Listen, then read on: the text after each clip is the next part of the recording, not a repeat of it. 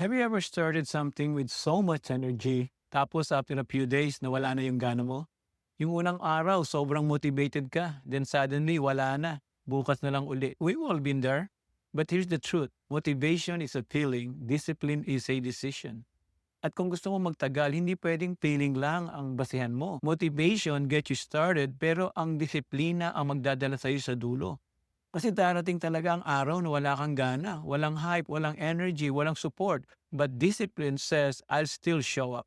Hindi mo kailangan ma-inspire araw-araw. Sometimes the most spiritual thing you can do is to be consistent. Discipline isn't borrow, it's built. You can borrow motivation from a podcast or a quote, pero ang disiplina kailangan mong buuin sa tahimik, sa pagod, sa paulit-ulit.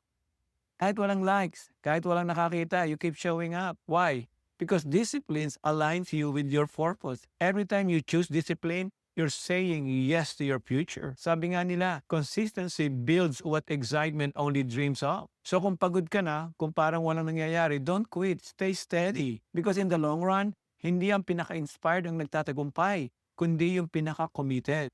And if this message encouraged you today, please share it. Someone else might be depending on your reminder to keep going. Let's grow strong, not just excited.